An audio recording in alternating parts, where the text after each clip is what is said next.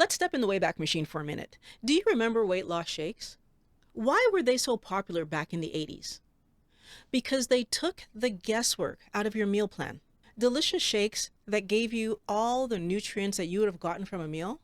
Sound too good to be true? These delicious shakes meant you didn't have to cook. Twice a day you got to eat delicious dessert flavors as a replacement for 2 of your meals. And best of all, you lost weight. Or did you? What will you eat on a keto diet? Keto eliminates carbs, which means you can't eat the typical things that you were eating on your standard American diet. No bread, no pasta, no rice, no potatoes. What are you expected to eat? This question blocks many people from even considering doing a keto diet, even though it's based in a piece of information that's not true, that keto eliminates carbs from your diet. Having eggs on my plate every day can't be healthy because that raises cholesterol. But now you're telling me not to eat oatmeal. So what actually goes on my plate? Another lie there with the cholesterol. This very complicated question obviously needs to be answered in a very sophisticated way. A product line that gives me all the foods that I'll need to eat, and therefore all the nutrients that my body will need, so that I can meet my keto numbers and still be healthy. And of course, I want it to taste as fun and delicious as the normal standard American diet that I just came from. So those meal replacement shakes that I was talking about before, they didn't work. The issue is that every calorie deficit diet that we can do has the same outcome.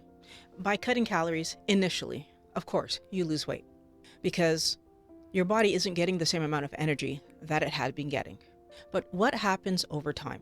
Your body reacts to everything that you do, which means when less energy starts coming in, your body makes adjustments to take into account that there's less energy coming in. Initially, your body sends you more hunger signals. Those hunger signals' purpose is to force you to eat more energy because your body's looking for it. Eat more building blocks because your body's looking for it. Now, if you actually don't eat, your body will change the distribution of where the energy that you have eaten has gone, where those building blocks are going. Your body's going to redirect things, basically scaling back on the processes it's doing because there's less energy. You will feel cold. You will feel tired. Your body will prioritize holding on to body fat because clearly we're in a famine and therefore it needs to keep as much energy in reserves as possible, to keep us going forward, which means that after about 6 months of dieting, weight loss slows and potentially stops altogether. Why? Your body prioritizes life over weight loss. But we don't have to worry about this anymore because we've stepped into 2022 and understand that whole foods are healthy. So what am I supposed to eat on keto? Just tell me what to eat. As long as we have that attitude, the attitude that says that I cannot figure out what whole foods to put on my plate that are low in carbohydrate, I open the door for food companies to step in and sell me food and tell me what to eat. There's this really well-known company that claims to help us to slim down really fast that has been making meal replacement meals since 1977. When this company debuted, the goal was weight loss, and we didn't pay any kind of real attention to the food we eat keeping us in a healthy state. Can this company, in today's climate, continue to sell us products that undercut our health and only focus on weight loss when we know that whole healthy foods is what we're supposed to be eating? Does putting keto on a product label automatically make it healthy and mean that you're supposed to buy it and eat it? If you navigate to this company's website, you're greeted with original, advanced, and keto versions of their shakes, bars, and snacks, keto bombs, to help you to lose weight.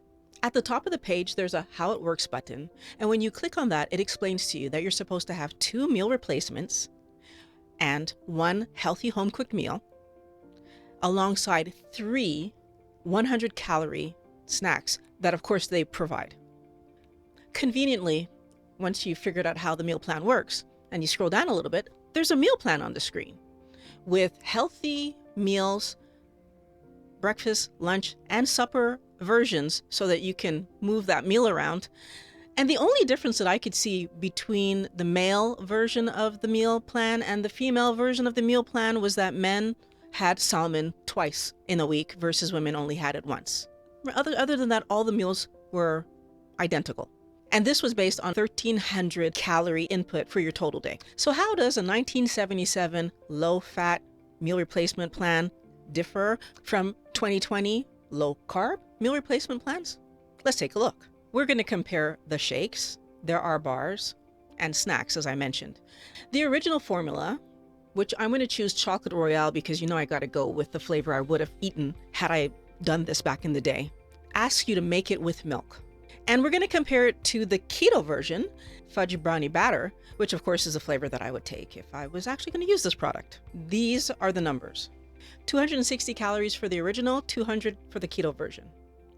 35 grams of carbs for the original, 7 grams of carbs for the keto version. Clearly, there's a huge difference. But take note that 260 versus 200, 60 calories per day is not a huge amount. And let's not forget that the milk is helping with the numbers that you're seeing on the screen right here. Versus in the keto version, all of this is coming from the ingredients in the shake because you're mixing it with water. What about the ingredients? We know that manufacturers list the most abundant ingredient first, down to the least abundant ingredient last. Now, we can't know the exact formula, but just by checking the first few ingredients on each of these products, we get a pretty clear image of what's happening in terms of what they're feeding us as a healthy meal replacement. In the original, you get skim milk powder, sugar, fructose, and cacao as the first 4 ingredients. Diving a little deeper, we know that skim milk powder for 4 tablespoons, which is 25 grams, gives you 13 grams of sugar. So when you really look at that first original shake, it was sugar, sugar, sugar, cacao powder. Now looking at the keto version, we have creamer blend, protein blend, and cacao. Let's dig a little deeper into the creamer blend. The creamer blend is palm oil, MCT oil, and then butter. What do we know again? Palm oil is the most abundant in that creamer. So one thing I want every wellness warrior to think about, when you're cooking at home, are you using palm oil? Or are you using MCT oil, which is derived from coconut oil, so you could be using coconut oil as well, and grass-fed butter, or butter in general? How many of us use palm oil, a very cheap oil to produce, in our daily cooking? And the protein blend, of course, is whey protein concentrate, whey protein isolate, and hydrolyzed collagen. Nothing out of the ordinary there. Both products go on to list a bunch of ingredients that I am not comfortable eating, which included more sugars, soybean oil, aspartame, artificial flavors in the original, and a bunch of chemical names and things I didn't really understand in the keto version. Wellness warriors, our body knows exactly what to do with whole foods. Healthy protein sources, good quality fats, even low glycemic vegetables. Our body struggles with chemicals and processed foods. Not because our stomach can't break them down.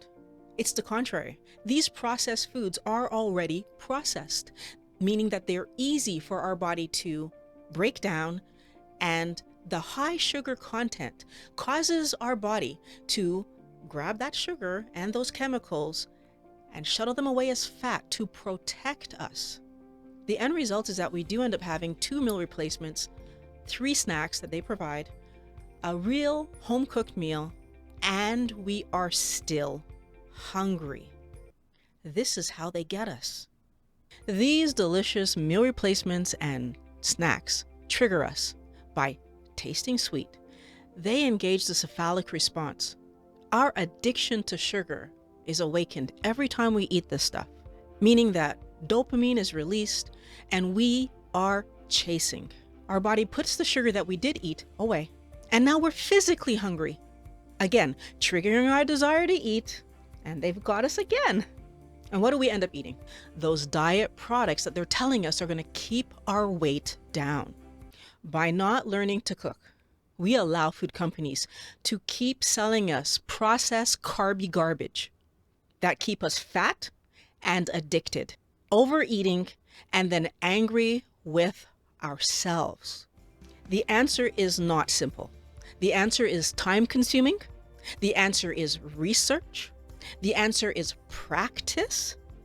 The answer is learning what flavors you like and allowing your palate to change. Because if you believe that you need to have fun foods right now to be able to stick to your diet, you're going to lose. If you realize that it will take time to break your sugar habit and allow yourself the time to create a new meal plan, you will have success now and far into the future. There's a video on the screen right here that's going to show you how much carb is in what foods so that you can make better choices.